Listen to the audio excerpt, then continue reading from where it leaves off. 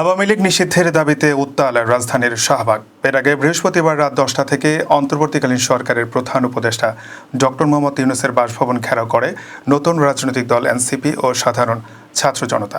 বিস্তারিত প্রতিবেদনে।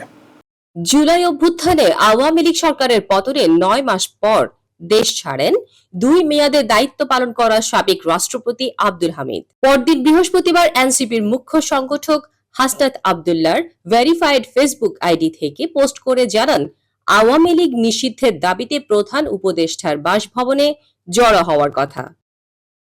গতকালকে থেকে আমরা প্রধান উপদেষ্টার বাড়ি ঘেরাও করেছিলাম।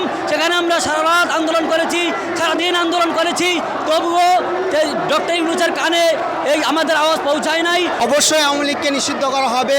এই যে জনতার উত্তাল দেখতে পাচ্ছেন, ইনশাল্লাহ এবার আওয়ামী লীগ নিষিদ্ধ হবে, তবে আমরা ঘরে ফিরব।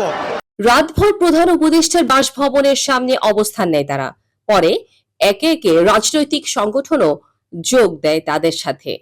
প্রথম দিকে প্রধান উপদেষ্টার বাসভবনে যাওয়ার পথে হোটেল ইন্টারকন্টিনেন্টালের সামনে পুলিশি বাধার সম্মুখীন হয় তারা। বাধা পেরিয়ে ঢুকে পড়ে প্রধান উপদেষ্টার বাসভবনের সড়কে। আমাদেরকে আসিফ নজরুল তার মতো আরো ফ্যাসিস্ট হাসিনার পেটাত্তাদেরকে বসিয়ে আমরা সবচেয়ে বড় ভুল করেছি। আজকে সেই ভুলের খেসারত আমাদেরকে দিতে হচ্ছে। সরাসরি আওয়ামী লীগকে নিষিদ্ধ ঘোষণা করুন, নয়তো এখন তো শাপলা চত্বরের মধ্যে গণ আন্দোলন শুরু হয়েছে। তারপর এই শাপলা চত্বর থেকে টেকনাফ থেকে তেতুলিয়া, রূপসা থেকে পাতুরিয়া, সারা বাংলাদেশে আওয়ামী লীগকে নিষিদ্ধ করার আন্দোলন হবে, গণবিপ্লব হবে ইনশাআল্লাহ।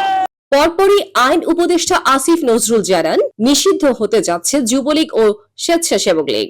এদিকে আওয়ামী লীগকে নিষিদ্ধ না করা পর্যন্ত শাহবাগে গণজামায়াত কর্মসূচি ঘোষণা করেন হাসনাত আব্দুল্লাহ।